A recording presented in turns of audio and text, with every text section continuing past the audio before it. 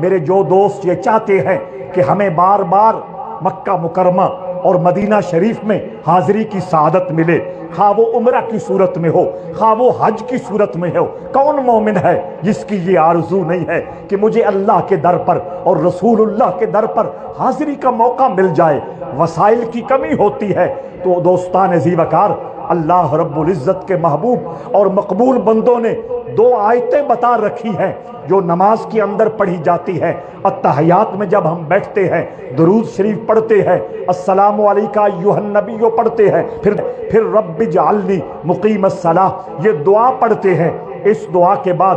دو آیتیں یاد فرما لیں، ایک ہے وَأَبَنَا وَأَرِنَا مَنَاسِكَنَا وَتُبْ عَلَيْنَا اِنَّكَ أَنْتَ التَّوَّابُ الرَّحِيمُ، ایک آیت یہ ہے اور دوسری آیت یہ کی ہے وَقَالُوا حَسْبُنَا اللَّهُ سَيُؤْتِينَا اللَّهُ مِنْ فَضْلِهِ وَرَسُولُهُ إِنَّا إِلَى اللَّهِ رَاغِبُونَ۔ پہلی آیت سورہ بقرہ کی ہے اور یہ دوسری آیت سورہ توبہ کی ہے۔ رب اجعلنی والی دعا پڑھ کر یہ دو آیتیں وہاں پڑھیں اور پھر سلام پھیریں، اللہ رب العزت اپنے اس پاک کلام کی برکت سے اور اہل نظر کے فرمان کی برکت سے بار بار اس مقدس مقامات پر حاضری کا موقع عطا فرماتا رہے گا۔